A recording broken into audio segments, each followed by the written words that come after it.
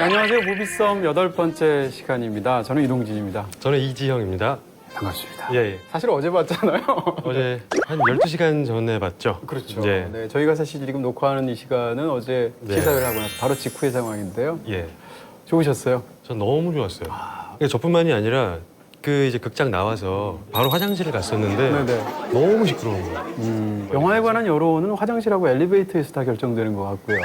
그렇지 않아요? 그렇죠. 대부분 그렇죠. 예전에 어떤 그 영화인들은 개봉 초기에 화장실 그 안쪽에 들어가서 문 잠그고 들어가서 그 여론을 청취했다 이런 얘기들도 있어요. 아, 정말 그래요? 정말 사람들이 다 얘기하니까. 아, 근데 그 여론이라고 할 게 없을 정도로 네. 뭐 재밌었다? 잘 되겠다?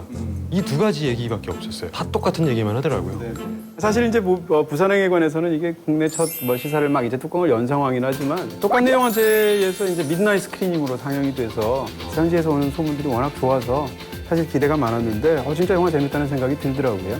미드나잇 스크리닝이 그 뭐예요? 저는 이번에 처음 들어서. 네네. 영화제마다 이제 분위기 같은 걸 이제 띄우기 위해서 칸 영화제 그러면 아무래도 사람들이 다들 이렇게 정장하고 어렵게 보는 그런 예술 영화들이 많잖아요. 네. 그럴 때 좀 더 대중적이면서 심야상에 맞는 영화를 해서 분위기를 띄우는 거죠.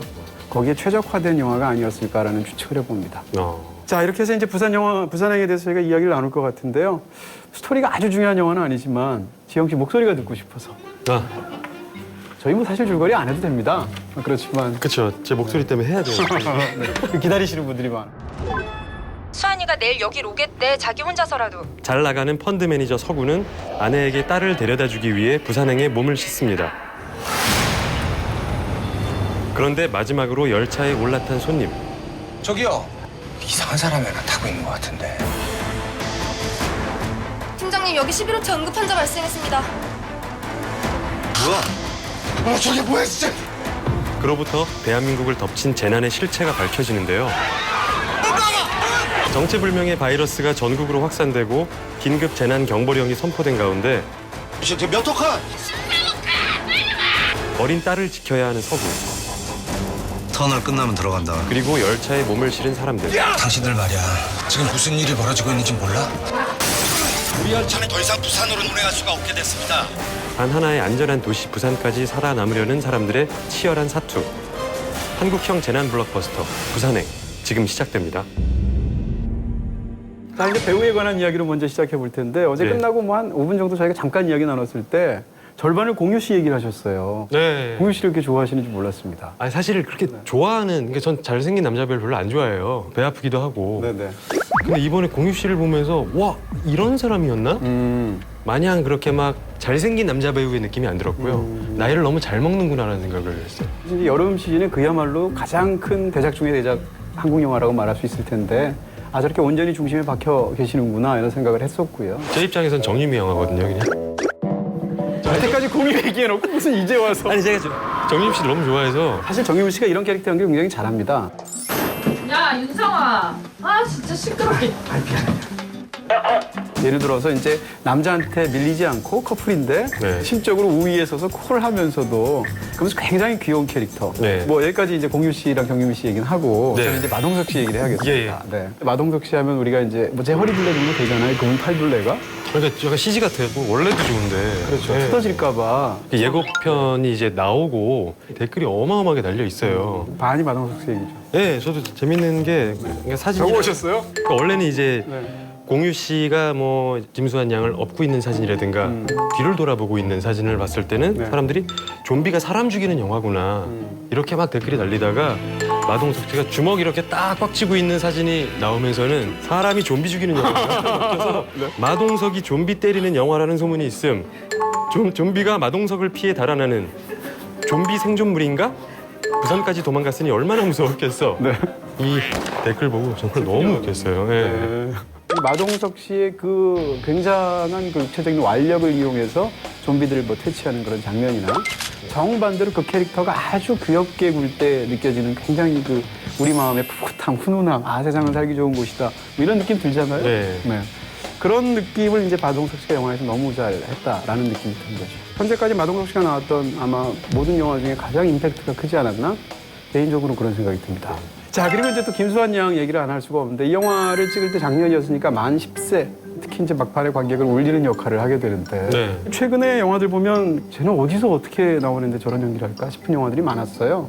차이나타운에서도 그랬고 네. 그다음에 박흥식 감독의 두 영화 뭐 헤어와 같은 작품 또 뭐 협녀 같은 작품에서도 그랬고 또 그리고 이제 우리들을 찍었던 윤가은 감독이 오래전에 김수환 양과 같이 찍은 단편 중에 콩나물이라는 영화 있어요. 그때 보면 정말 아이가 요만한데도 불구하고 연기를 너무 잘해서 정말 잘 컸으면 좋겠다.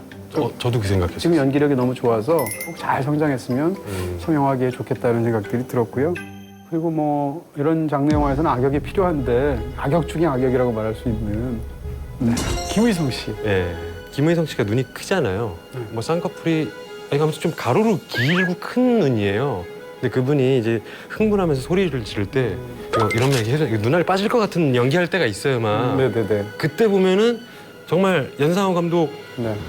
애니메이션 중에 사이비에서 눈 팍 터질 것 같은 표정이랑 똑같아요. 지금 연상호 감독에 관한 이야기를 했으니까 그쪽 얘기를 좀 넘어가 보면 연상호 감독의 이전 애니메이션들도 다 보셨죠? 다는 돼지의 왕 사이비 장편은 다 보신 거네요. 아, 이거 다 본 건가요? 네네. 장편은 두 편이니까. 그 두 영화들은 어떻게 보셨어요? 되게 독특했어요, 그냥. 적어도 우리나라 시내에선 존재하지 않는 그런 것들이 너무 많아가지고. 네. 전 사실 연상호 감독을 굉장히 좋아합니다. 굉장히 좋아하는데 두 편의 장편 애니메이션을 본 상황에서 말씀드리면 스토리가 굉장합니다. 네. 그리고 아주 강렬한 얘기들이죠. 그래서 두 편 모두 사실상 극영화로도 찍을 수 있는 영화거든요.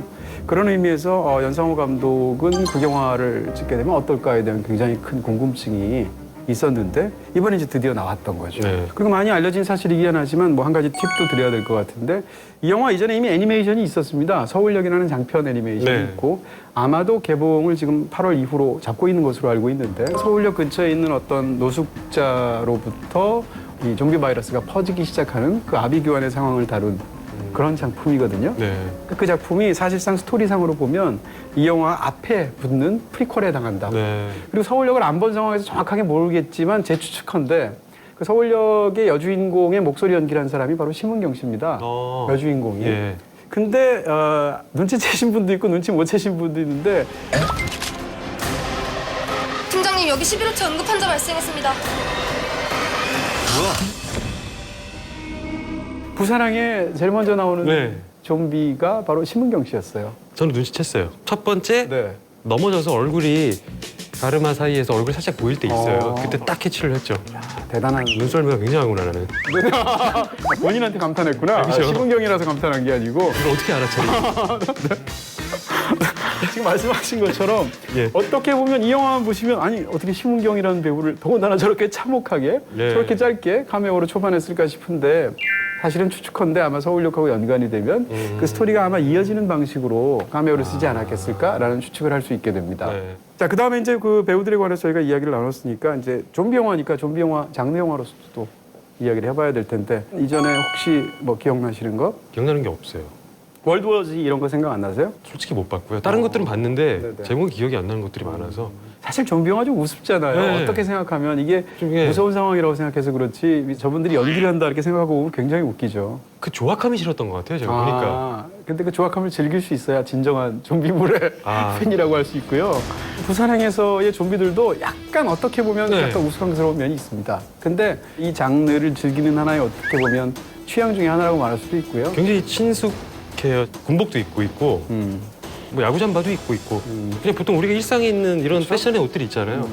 뭐 구부 슬랙스 바지 입고 있는 좀비도 있고 막 그러더라고요. 그래서 그걸 보셨어요? 굉장히 저는 눈썰미가 있더라고요. 항상 본인한테 저걸 발견할 수 있는 나. 예. 그렇죠? 네. 그러니까 한국형 좀비 네. 같은 느낌이 드니까 와 재밌다, 친숙하다는 느낌이 좀 많이 와닿았어요. 그 항상 외색이 짙었다는 생각을 했거든요. 외색? 좀비 하면 너무 외국의 서양의 것 외색. 네, 외색. 외색이 아니고 외색이요?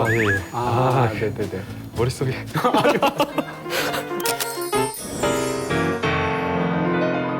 사실 좀비 장르라는 것 자체가 좀 비교적 신흥 장르예요. 그러니까 좀비 영화 중에서 사실상 원조라고 해당하는 작품이 보통 조지 로메로라는 이제 걸출한 감독이 있는데 살아있는 시체들의 밤이라는 아주 유명한 작품이 네. 있습니다. 그게 이제 60년대 말에 나왔거든요. 그러니까 따져보면 한 50년이 안 되는 그런 좀비 영화의 역사를 갖고 있는데 물론 그전에도 없지는 않았습니다만 그런 상황인데 이 좀비 영화는 태생적으로 굉장히 정치적인 영화였어요. 예를 들어서 60년대 어떤 베트남전에 관한 부분 혹은 50년대 메카 시즘에 관한 은유 이런 것들이 처음부터 조지 로메로 영화에 있었거든요. 근데 이 부산행이라는 영화를 보시면 영화가 굉장히 정치적이잖아요. 그리고 굉장히 네. 사회 비판적이고 한국 사회에 대한 어떤 직설적인 공박이 있잖아요. 이런 게 사실은 이 장르하고도 굉장히 사실은 잘 맞는 거다.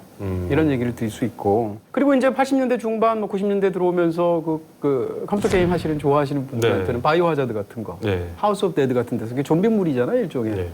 최근으로 오면서 이제 이 영화 이제 빅히트작이 브래드 피트가 만든 영화가 있었죠. 바로 월드 워 Z. 네. 저는 시각 스타일에서 아마 많은 영향이 있었을 것으로 이제 이렇게 추측이 될 수 있는 경우라고 생각하고요. 월드 워 Z를 보시면 가장 압도적인 게 그 영화 중반에 이제 예루살렘에서의 장면이 나오는데 좀비가 마치 개미떼처럼 엄청나게 올라서 그 북을 넘치듯이 성벽을 타고 넘는 굉장히 유명한 장면이 있어요. 근데 그런 그 장면에서의 그 좀비들이 그때로 쏟아지는 것 같은 느낌 같은 것을 이 영화에서 이제 많이 가져왔다는 생각들이 들고요. 또 하나의 결정적인 장면은 이제 비행기 안에서의 장면이 있습니다. 뒤에서 좀비들이 습격을 하는데 좀비가 있는지를 몰랐던 거죠. 그래서 앞칸에 있는 사람들은 좀비를 모르다가 그 통로를 막 가방으로 막고 그러면서 사투를 벌이게 되는데 그런 과정 같은 것이 이제 좁은 기내에서의 상황이 기차에서의 이 영화의 상황하고 흡사해 보인다. 또 하나는 이제 직접적인 연관은 없겠지만 저는 우주전쟁이 떠올랐습니다. 스티븐 스필버그의 우주전쟁이라는 작품인데 그 영화도 참 좋죠. 거기서 보시면 스토리 구조가 굉장히 비슷해요. 거기서는 이제 탐 크루즈가 부인하고 이혼한 상황인데 여기서는 이제 별거한 상황이죠. 이혼한 상황인데 부인이 보스턴에 있어요.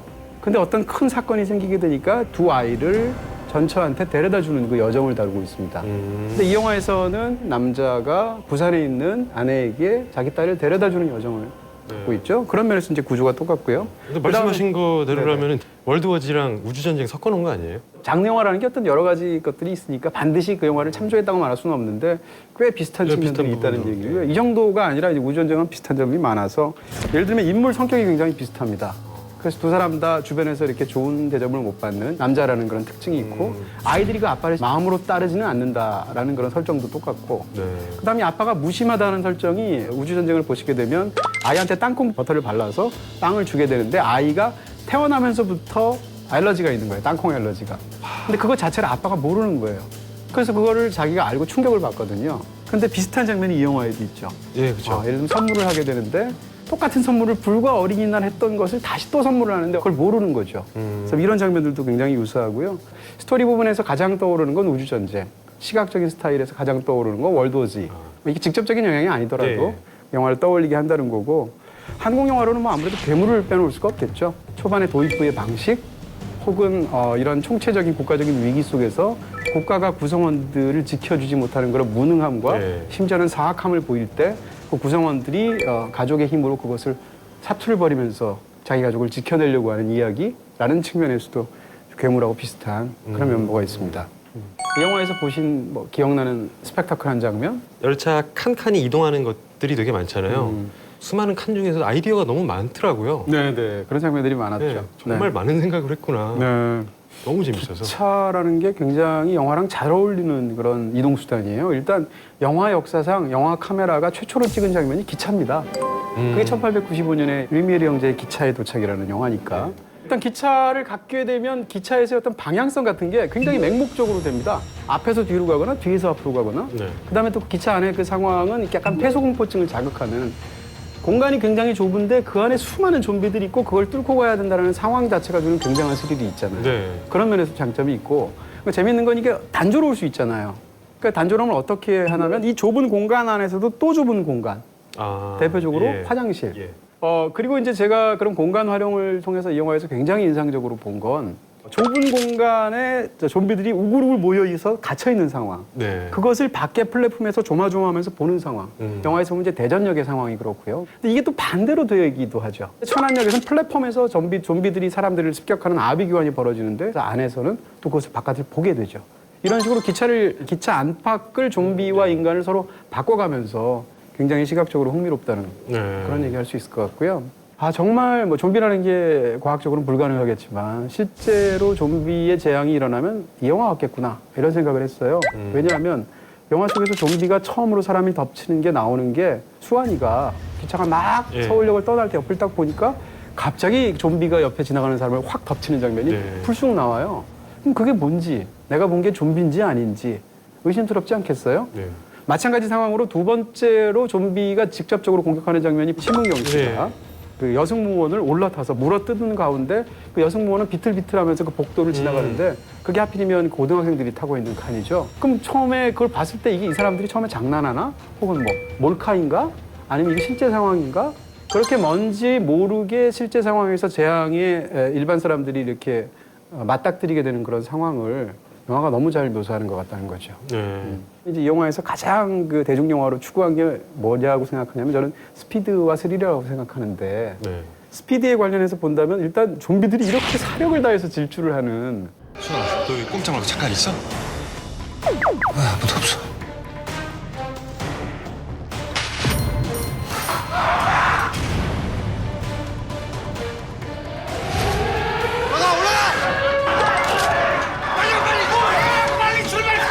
안 돼요! 내 친구가 사실 좀비 영화라는 게 처음 나왔을 때는 그 느린 움직임, 그 뇌 없음, 뭐 이런 맞다, 거, 맞다, 맞다. 이런 느낌이잖아요. 그래서 천천히 오면 사실 좀비는 그렇게까지 무서워할 필요가 없는 게 연락이 뛰어서 도망가면 됩니다. 그러면 좀비가 못 쫓아와요. 원래 그런 거거든요. 근데 이게 80년대 제가 알기로는 바탈리언이라는 영화가 있어요. 저는 고등학교 때 너무 무섭게 봤는데 좀비가 최초로 질주하기 시작하는 걸로 제가 기억하고 있고요. 그 이후에 이제 대중적인 영화로는 28일 후라는 영화를 보시면 좀비가 정말 사력을 다해서 질주하죠. 그래서 이 좀비 영화의 없던 그 스피드가 이 장르에 이제 추가가 되게 되는데 이 영화에서 정말 엄청나게 뛰죠. 굉장히 빠르고 네. 수많은 좀비들이 계속 닥쳐오니까 끝나질 않는 거예요, 계속. 그렇죠. 이 영화 속의 좀비는 사실상 쏟아진다고 말할 수 있잖아요. 예. 실제로 쏟아지는 장면도 있고 그래서 그 좀비들이 인산인해를 이루면서 인산인해하면 좀해? 그렇게 말해야 되는군요. 네, 네. 좀자 어떻게 쓰나 한자로 어쨌건 네 정말 그렇게 압도적으로 철학자 같으세요. 네, 그렇게 밀려오는 장면에서의 그 공포감이나 스릴이다 혹은 시각적인 뒤집어서 말하면 쾌감 같은 것이 굉장하죠. 네. 근데 저도 그 스피디함이 뭐 좀비뿐만이 아니라 딴 생각할 틈이 없었던 것 같아요. 그 빈틈이 정말 없다라고 해야 되나? 그리고 마지막으로 플롯에서 또 엄청난 스피드를 집어넣습니다. 이게 전국적인 상황이잖아요. 근데 이 영화는 열차만 보여줍니다. 그리고 전국적인 상황은 주변에서 전화로 얘기해 주거나 아니면 기장을 TV 뉴스로 통해서. 나오거나 이렇게 나오게 되거든요. 그러니까 이럴 때 일반적으로는 뭐 부산에서 숙대밭 나고 뭐 서울에서도 숙대밭 나고 이런 걸 막 넣어주고 남은 사람들의 운명 이런 걸 막 이렇게 끼워서 보통 넣게 되는데 이 영화는 그걸 다 빼버렸죠. 그리고 플래시백도 없어요.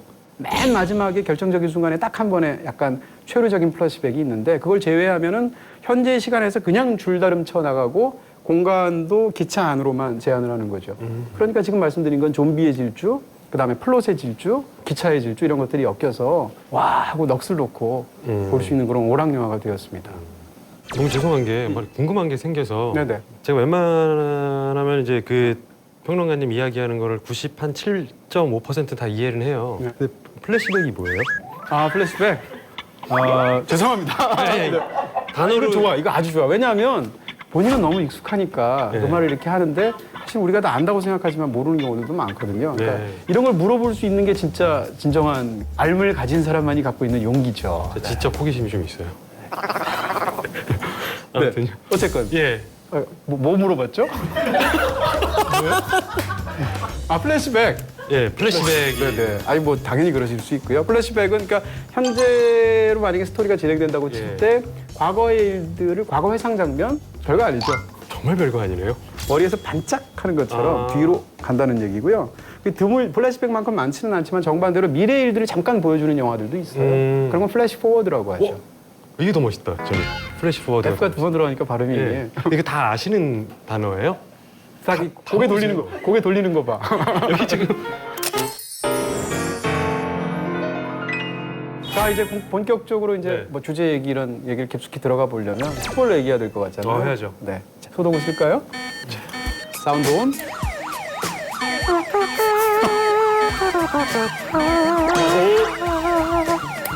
야 이건 뭐 거의 본투비 부르죠? 아, 네. 챗 베이커예요. 엄청납니다. 야, 이게 바로 플래시백이에요. 네, 방송의 플래시백. 아, 지난번 시간을 탁 떠올리게 하는. 와, 네, 멋있다. 멋지십니다.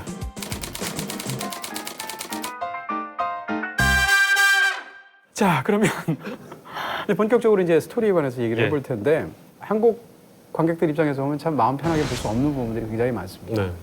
사실은 영화가 뒤로 가면 갈수록 마음이 그냥 좀비가 끔찍한 것보다 그런 것들이 더 끔찍하게 느껴지는 그런 부분들이 없지 않죠. 떠오르는 사건들 굉장히 많았죠. 그 고립된 기차가 이제 출발을 하잖아요. 네네. 그러면서 뭔가 전대미문에 이상한 사건이 벌어지고는 있는데 열차 안에 사람들은 휴대폰이나 뭐 인터넷으로만 접하게 되고 거기서 오는 답답함들이 초반에 좀 많았던 것 같아요. 그렇죠. 한국 사회의 어떤 구체적인 환부를 이렇게 지적하는 방식으로 영화가 이루어져서 사실 한편으로 굉장히 용기 있다는 생각이 들면서 다른 한편으로는 굉장히 착잡해지는 그런 경험을 하게 됩니다. 대표적으로 제일 많이 떠오르는 건 아무래도 세월호일 수밖에 없을 것 같고 네. 애초에 시작 자체가 참극이 일어나는 첫 번째 칸이 고교생들로 가득한 칸이에요. 네. 그런 측면에서 이것은 당연히 염두에 둔 설정으로 보이고요. 그리고 이제 극 중에서 아이들은 일방적으로 어른들의 탐욕이나 이기심 때문에 피해를 받는 것으로 그려진다든지 극 중에서 이제 최우식 씨가 연기한 고교생 캐릭터가 그 열차칸에 올라타서 나만 타고 친구들은 다 죽었다고 그 죄책감에 울먹이는 장면 같은 경우에는 뭐 4월 16일 같은 걸 생각하게 되면 굉장히 제일 먼저 떠오르는 그런 마음 아픈 부분들 중에 하나잖아요. 네. 그런 것들을 영화가 코멘트하고 있다라고 말할 수 있을 것 같고요. 연상호 감독이 가장 힘을 줘서 만든 부분 중에 하나가 바로 이런 부분들이니까 우리 입장에서는 이걸 오락 영화로만 즐기기 어려운 처연함 같은 게 여기 담겨 있는 게 아닌가 싶은 거죠. 그 중간에 이제 공유 씨가 그 대전역 쪽 가기 전쯤에 네네. 모든 상황을 알게 된 것 같아요. 지금 우리나라에서 어떤 일이 일어나고 있고 네. 군대가 동원이 됐고 그러면서 어떻게 보면 자기와 자기 딸은 살아야 되니까 민 대위한테 네네. 전화를 해서 네. 내가 대전으로 갈 테니 우리를 좀 살려줘라. 네, 정보를 좀 달라. 예, 네. 그런 통화를 할 때 참 먹먹했던 것 같아요. 우리 사회 보는 것 같고 그런 식의 요소들이 정말 많이 들어있더라고요. 대표적인 게 이 영화에서 이제 노숙자의 존재입니다. 저는 이 영화가 관객을 시험 들게 한다고 생각하는데요. 그 점에서 굉장히 인상적이었습니다. 최초의 여자 좀비는 여자 화장실에 있죠. 근데 그 바로 옆 칸에 누가 있냐면 남자 화장실엔 노숙자가 있어요. 네. 그럼 관객 입장에서는 바로 직전에 여자 화장실에서 좀비화되는 걸 봤거든요. 네. 그리고 남자 화장실에 노숙자가 있는 순간 관객은 어떻게 생각하냐면 아 좀비인가? 이렇게 네. 생각할 수 있다는 거죠. 그러니까 일부러 두 가지를 매칭을 시킨 거예요. 그렇게 함으로써 이 노숙자에 대한 우리가 가뜩이나 사람들이 갖고 있는 편견에다가 이 좀비라는 상황을 더 씌운 거죠. 그래서 이제 그 노숙자라는 캐릭터를 관객 입장에선 아 저게 장르적으로 좀 있으면 좀비로 변할 텐데 하는 방식으로 보게 되죠. 예. 근데 영화는 그걸 보여주는 게 아니잖아요. 그렇죠. 노숙자는 오히려 뒤에 가면 가장 숭고한 희생을 하는 캐릭터잖아요. 네. 근데 이런 시험이 한 번 더 있어요. 중간에 보면 실형위로 이렇게 해서 탈출하려고 할 때 네. 그러다가 이제 중간에 불이 켜져 버리죠. 좀비들은 갑자기 보이게 되니까 찾아가지고 막 찾아오는데 그것이 이제 열차 그 의자 뒤쪽에서 비출 때 왼쪽에는 공유가 있고 네. 오른쪽에는 노숙자가 있습니다. 가운데는 좀비가 있죠. 그 상황에서 관객을 사실은 시험 들게 하는 거예요. 공유 혹은 노숙자 둘 중에 누구라고 묻는 거일 수도 있는 거죠. 그러니까 네. 이 영화의 고비고비마다 대전역에서 노숙자가 공유를 따라오려고 할 때 관객 입장에서는 성가신 느낌이 들거든요. 아, 주인공이 좀 살아야 되는데 저 어떻게 갑자기 위험한 일을 저지를지도 모를 것 같이 보이는 노숙자가 따라와? 그러니까 스토리가 방해받는다고 생각하거든요. 그러니까 이런 식으로 노숙자에 대해서 우리가 갖고 있는 편견들이 있잖아요. 그런 편견들을 사실은 관객들한테 질문을 하고 있는 거예요. 이런 장면들을 통해서. 그런데 사실은 그 노숙자는 전혀 그런 캐릭터가 아니었던 거죠. 그런 장면을 보시게 되면 사실은 이 영화가 정말 말하고 싶어 하는 건 좀비들의 무서움이 아닌 거죠. 이런 걸 통해서 사실은 이쪽을 이야기하고 싶어 한다. 혹시 또 뭐 이야기와 관련해서 하시고 싶은 이야기? 저는 그 김수환 배우가 이제 하계회 때 부르는 노래 그 노래가 처음에 그때는 잘 몰랐거든요. 마지막 엔딩 장면에서 알로하호에. 또 부르잖아요. 네네. 그때 아 맞다 저 노래 알로하고엘 불렀던 거였구나라고 생각하면서 정말 제가 그 노래를 개인적으로 너무 좋아해요. 근데 그 노래 의미가 보면은 지금 하와이가 이제 미국의 주잖아요. 네네. 예전에는 하와이 왕국이었어요. 네네. 그러니까 하와이 왕국이 우리나라 조선 왕조 마지막이랑 정말 역사가 많이 닮아 있거든요. 아, 그래요? 예. 근데 그 마지막 왕이 릴리오 칼란이라는 여왕이에요. 네네. 근데 그분이 싱어송라이터예요. 아. 기타 치고 노래 부르는 걸 되게 좋아해서 취미로. 네네. 그때 나라를 잃은 슬픔을 표현해서 만든 노래가 알로하 웨라는 곡이거든요. 아, 그래요? 네, 그래서 제가 그건 몰랐어요. 그 노래를 들으면서 근데 보통 사람들이 알기로는 사랑하는 사람과의 그냥 이별을 이별 다시 아쉬워하는, 만나자. 예. 네네. 그 속뜻은 나라를 잃은 슬픔을 표현하는 곡이고. 왜 알로하에 했을까를 생각을 했는데 네. 뭐 하나 힌트를 주신 것 같고요. 그런 생각이 들었어요. 영화의 마지막 장면을 보면 이제 터널 속에서 오느라고 역광 때문에 또 안에가 어두우니까 실루엣이 돼서 두 생존자가 걸어오는데 그게 감염자인지 아니면 인간인지를 알 수가 없다는 거죠. 네. 그런 상황에서 인간이란 걸 어떻게 존재 증명할 것인가? 노래로 증명을 하는데 그렇게 죽은 아버지에 대한 애끓는 마음을 노래에 담아서 부르는 게 인간이라는 존재를 증명하게 된 모티브로 쓰였잖아요. 네. 그런 면에서 마지막에 이렇게 노래 부르는 장면이 굉장히 인상적으로 보인 부분이 있었고요. 좋은 얘기 쫙 했는데 사실은 아쉬운 점도 있었습니다. 그런 얘기도 약간 말을 해야 될 것 같아요. 근데 저는 하나밖에 없어서. 하나가 뭐죠? 마지막- 정유미 씨가 화면 분량 적은 거? 아, 그게 좀 굉장히 실패적인 거. 네. 마지막에 이제 그 공유 씨가 울면서 딸이 태어났을 때 회상하는 짤막한 장면이 있거든요. 아까 그걸 뭐라 그랬죠? 플래시백. 발음이 괜찮았나요? 네, 하나만 알려주면 바로 또. 플래시백. 예. 근데 그게 이런 말 해도 되나? 네, 되게 고급스러운 영화 보는데 이런 말 해도 돼요? 해도 됩니다. 네. 돌잔치 영상 나오는 것 같아요. 지금. 진짜 그럴 수 있겠네요. 아마 그 장면이 특정한 상황이라기보다는 어떤 약간 개인의 사건에서의 신화적인 순간이라서 그렇게 연출을 했을 텐데 네. 저도 그 장면에서 좀 굉장히 아쉬웠습니다. 두 가지 점인데 하나는 한국에서 여름이나 겨울에 빅시즌에 개봉하는 규모 큰 영화는 다 이렇게 끝날 수밖에 없는 건가? 저는 이것이 만든 분이 염상호 감독이라고 생각하면 더 실망스러운 부분이 있습니다. 연상호 감독은 그 반대편에서 굉장한 영화들을 만들어 왔거든요. 이전에 두 애니메이션이 비대중적인 가운데서도 자기 할 말을 아주 섬뜩하게라도 하는 그런 굉장한 스토리텔러라고 저는 생각하는데 그분이 첫 영화를 만드셨는데 연상호 감독 영화에서까지 내가 이런 장면을 봐야 되나? 그러니까 이 영화 속에 후반에 등장하는 그 초려적인 장면들 같은 것은 감독의 무능함이 아니라 감독의 선택으로 보여요. 그래서 더 안타깝습니다. 또 한 가지는 장르 영화에서는 인물을 아주 깊숙이 탐구하기가 어렵습니다, 실제로. 그럼에도 불구하고 이 영화에서 인물들은 지나치게 장기판의 말처럼 썼다라는 거예요. 우리가 알고 있는 즐기는 것이 마동석을 즐기는 거지 마동석 씨가 연기한 극중 캐릭터를 즐기는 건 아닌 것 같단 말이에요. 그래서 딱 기능적으로 딱 둘이 딱 나뉘어져 있죠.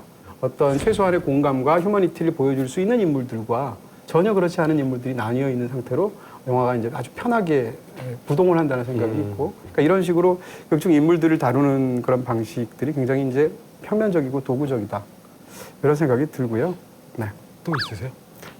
하나만 더 붙이면 너무 많으신 거 아니에요? 음악 괜찮으셨어요? 음악 알로하우예요? 아니요. 이렇게 전반적인 영화 음악. 소리 사용은 되게 잘했다는 생각이 들어요. 사운드. 예, 사운드 같은 경우는 네네. 커튼 걷는 소리, 네네. 뭐 좀비의 막 끈적끈적한 소리. 그때 입체적으로 너무 녹음이 되게 잘 됐다, 잘 만져졌다라는 생각은 들었거든요. 음악에 관해서야말로 그야말로 어떤 객관적인 지표가 있다기보다는 이제 취향에 가깝다고 말할 수 있다는 걸 분명히 전제하고요. 음악이 사용이 지나치게 관습적이라고 느껴졌어요. 특히 이제 그 세 남자가 이렇게 팔에 테이프 두르고 진격하면서 상황이 여러 번 바뀌잖아요. 그러다가 네. 마동석 씨한테 안 좋은 운명이 닥치기도 하고 그럴 때 음악이 바뀌는 음악 혹은 진격할 때 음악 그 다음에 김수환 양이 아빠 가지 말라고 울 때 깔리는 피아노 음악 뭐 이런 것들이 이 영화에 오히려 큰 도움이 되는 반대쪽이 아니었을까 그런 사실은 생각을 했어요. 근데 얘기를 나누다 보니까 나는 뭘 된 건가 이런 생각이 들기도 하고. 아니 그 네네. 개인 차이고 저는 좀 관습적인 네. 걸 좋아해요. 제가 감동받는 부분도 그런 울타리 안에 있는 게 되게 많이 있거든요. 이런 단점들을 이야기 드리는 것 자체가 사실은 이 영화가 굉장히 재밌습니다. 굉장히 재밌고 지금 아마 이 영화 아쉬운 얘기가 끝난 거죠. 뭐 이 정도면 충분히 더 할까요? 아니.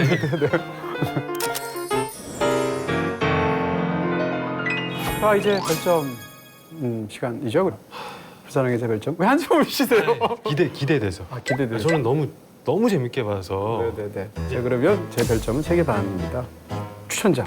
3개 반. 네네. 추천드릴 수 있고 굉장히 재밌는 영화, 흥미로운 영화다 말씀드릴 수 있을 것 같고요. 반 개만 더 주셔도 4개 될 텐데. 이건 제 생각인 거고요. 네네. 예, 물론입니다. 이견은 없고 그냥 제 생각을. 아니요, 이견 얼마든지 있을 수 있고요. 네, 근데 말씀드리고 싶은 건 부산행이 분명히 이 영화는 단점이 없는 영화가 아니죠. 네. 그럼에도 불구하고 이 영화의 가장 큰 장점은 이 모든 단점들을 별로 신경 안 쓰게 만드는 굉장한 에너지, 네. 돌파력. 그러면서 다 보고 나면 지난 몇 년간을 떠올리게 하잖아요. 네. 자, 그러면 이제 순위를 해야 될 것 같은데요. 저는 여기에 넣었으면 좋겠습니다. 4위와 5위 사이에 이렇게 좀 내려볼까요? 네. 자, 그럼 이렇게 올리도록 하겠습니다. 이렇게 하니까 순위가 좀 낮아 보이는데 전혀 아니고요. 이 정글북도 심지어는 별 3개 많이었습니다. 그러니까 왜 절 위로하시는 것 같죠? 꼭? 그럼 만약에 이지영 씨한테 권한을 드린다라고 네. 한다면 어디쯤에 놓고 싶어요? 저기 만질 수 있어요? 만져도 되는 거예요? 아니, 잠깐. 잠깐. 잠깐. 저는 그냥 뻔하죠. 저 여기 야, 이거 더 올라갈 수는 없나 이거? 진짜로요? 네, 저는 좀. 우리들 보셨어요? 아, 네. 자, 어쨌건 그 정도로 마음이 이 정도일 정도로 뭐. 네, 마음이. 굉장히 정말 뭐 다들 좋아하실 것 같아요. 네, 비뚤어졌어요. 네. 자, 이렇게 해서 벌써 8개, 2개만 더 하면 탑10이 되고 그다음부터는 더욱 흥미롭게 예. 구성이 될 수 있지 않을까 싶은 생각이 드네요. 자, 무비썸 이제 마치도록 하겠습니다. 저는 다음 주에 뵙도록 하겠습니다. 안녕히 계세요. 감사합니다.